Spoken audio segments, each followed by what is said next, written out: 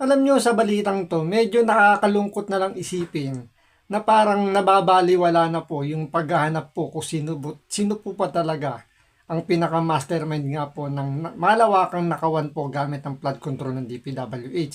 Dahil sa issue na to, parang ang lumalabas wala na pong saysay para hanapin pa dahil kung yung mga nag-aakusa na sinasabi nag-deliver nga sila ng pera, mga malay-malitang pera, ngayon parang binabaliktad nila yung kanilang mga statement at sinasabi ginamit lang sila ng mga politiko. So parang lumalabas ngayon, lahat po ng nangyayari ngayon sa Pilipinas, lalong-lalo na nga dito sa nangyaring nakawan po ng pera gamit nga yung flood control, lahat ito pawang politika lamang. So dahil nga sa siguro may mga kanya-kanyang personal na motibo yung mga sumasawsaw dito sa flood control, parang nangyayari ngayon, ginagatasan na lang po itong flood control para makilala at magamit nga ito sa darating na 2028 national election.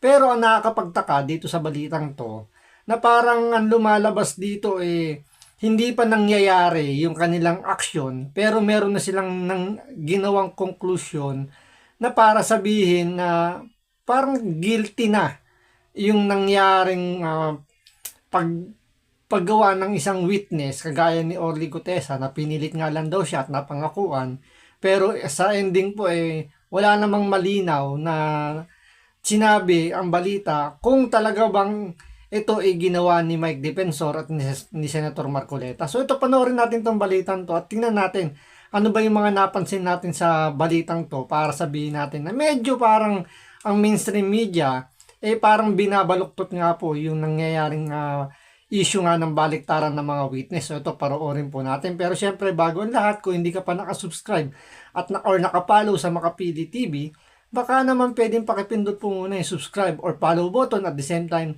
pa-share and like na rin po ng video. Wala naman pong bayad yan. Kaya, pindot na. So, panoorin na po natin.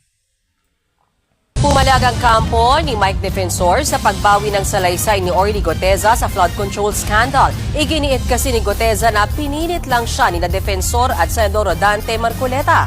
Ayon kay Gutesa sina Marcoleta at Defensor ang may pakana umano ng kwentong pagde-deliver ng mali-maletang pera kay dating House Speaker Martin Romualdez.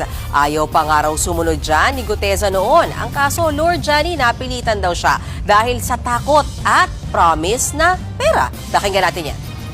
Sinimulan na ni Senator Marcoleta ang basahin ang ginawa ni Mark na pinabit base sa sinabi ni former Congressman Mike na sabi niya, pare, ayusin ko ang Tagalog. Doon mismo sa harap ko, inaayos ni Senator Marcoleta ang pinabit na yun. Nag-promise ng sa educational scholar si former Congressman Mike Defensor. Pero may iba pang pangalan. Pero doon pa lang sa unang statement doon ni Orly Gutesa, sabi niya natakot daw siya at pinangakuan daw siya ni Mike Defensor at ni Senator Marcoleta. Medyo nakaka-confusing lang yung ganong statement. Gawa ng paano ka tatakutin tapos bibigyan ka pa ng reward. Ngayon, sabihin natin totoo, ganun yung nangyari. Pumayag ka kagad na gawin yung pinagagawa sa'yo nang wala malang ibinibigay na down payment.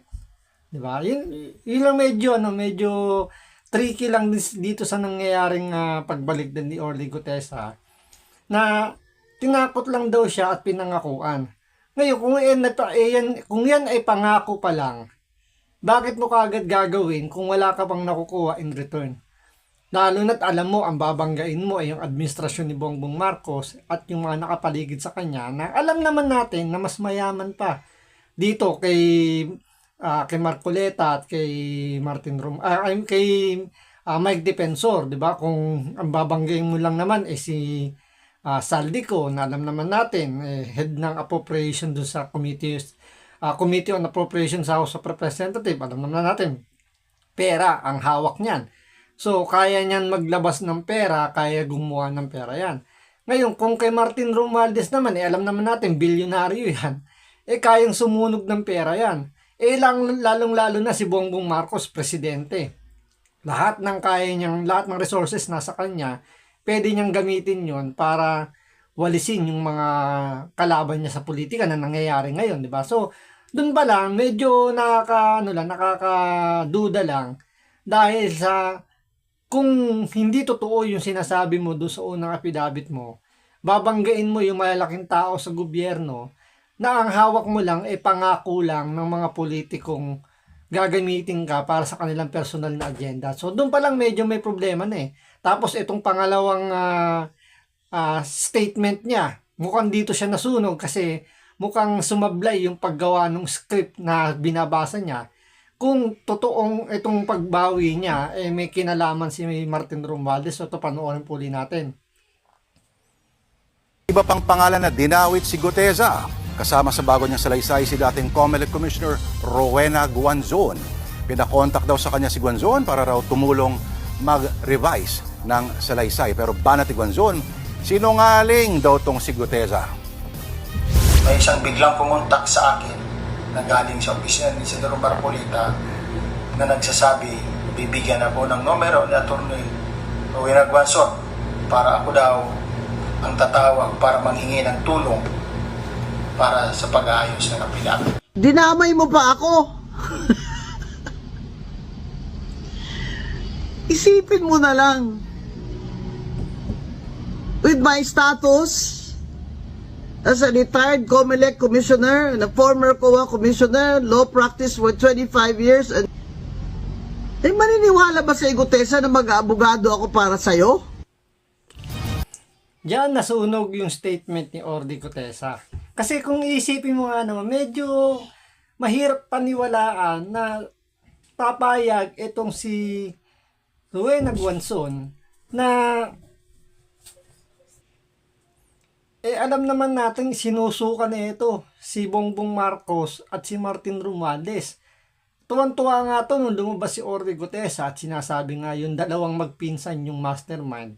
Pero biglang pagbaliktad, kasama sa si Rowena Guanzon doon sa mga tumutulong kay Martin Romualdez at kay Bongbong Marcos. Bakit natin nasabing tumutulong kay Martin Romualdez kay Bongbong Marcos? Malaki ang spekulasyon po ng marami na itong pagbaliktad ni Orly Guteza. Ang may pakana nito si Martin Romualdez.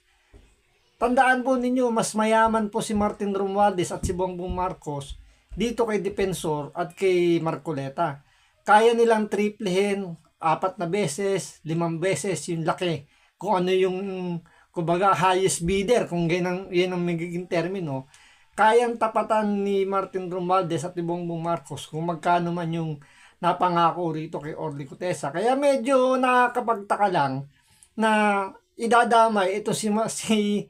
Rowena Guanzon para lang matulungan itong si Bongbong Marcos at si Martin Romualdez. Medyo dun lang medyo sumablay rito sa statement ni Orly Guteza.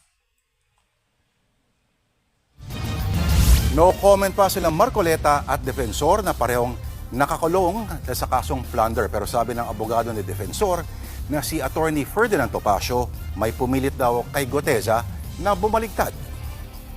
This is nothing new. It does not come as a surprise. At magre-recant yung mga yan. This is part of the harassment and intimidation. This has become a pattern under the present administration. So, doon naniniwala tayo doon na talagang nagiging pattern ngayon kung paano tatakutin yung mga magwi-witness para hindi sila madiin dito sa malaki yung nakawan nga sa kasaysayan ng Pilipinas. Halos 1 trilyong piso po ang ninakaw sa kaban ng bayan para po mailagay sa mali-maleta at mapaghati-hatian po ng iilan lang, samantalang yung mga kababayan natin halos hindi na po humupa yung tubig baha sa kanilang mga lugar. Tapos yung mga magnanakaw sa gobyerno ay nagpapakasasa at tuwang-tuwang nanonood ng balita tungkol sa baha. So, naniniwala po ba kayo na itong pagbaliktad ni Orly Guteza pakana po ni Martin Romualdez? So, pag-comment down below po kung ano po ang inyong palagay. So, hanggang dito lang po muna. Maraming salamat po sa panonood. Ingat po kayo lagi. God bless.